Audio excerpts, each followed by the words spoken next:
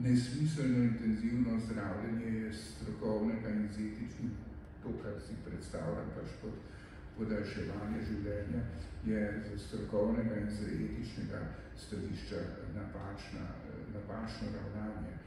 In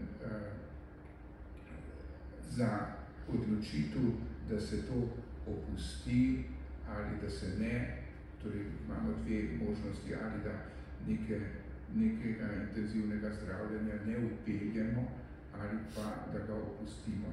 Zato odločitev, te dve odločitvi sta vsaj v etičnem smislu enakovredni, torej ne bi bilo težje opustiti neko zdravljenje ali pa ne ga uvesti, ampak v vsakem primeru podaljševanje življenja z nekimi aparati, na umeten način, pri čemer v bistvu samo podaljšujemo agonijo bolnika, ni strokovno upravičeno, ni pa zato potrebno soglasje bolnika ali svojcev, ker to je zdravnikova odločitev. Seveda bo pameten zdravnik poiskal zaslombo v kolegih.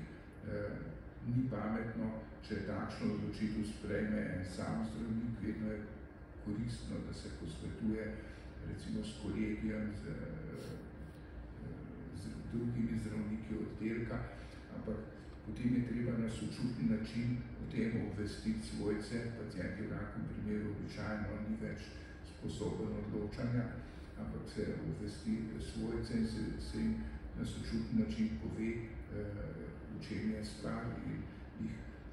Jih obvestimo, jih pa ne prosimo za soglasje, ker če bi jih prosili za soglasje, potem bi seveda v primeru, da oni odklonijo to soglasje, morali delati nekaj, s čimer se sami ne strinjamo.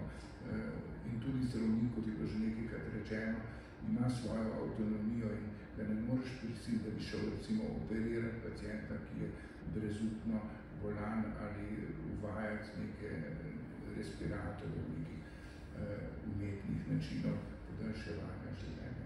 Toliko o tem, tudi, je pa o tem premalo govora v našem izobraževanju. Mislim, da bi se temu veliko več poudarka morali dati. Jaz upam, da bo zdaj vendarle zaživelo podiplomsko izobraževanje, formalno izobraževanje iz paliativne medicine, morda v bodoče tudi specializacije iz paliativne medicine, kot jo imajo mnoge druge evropske države, in da bodo zdravniki jim bo bolj jasno, da imajo pravico in dolžnost, da se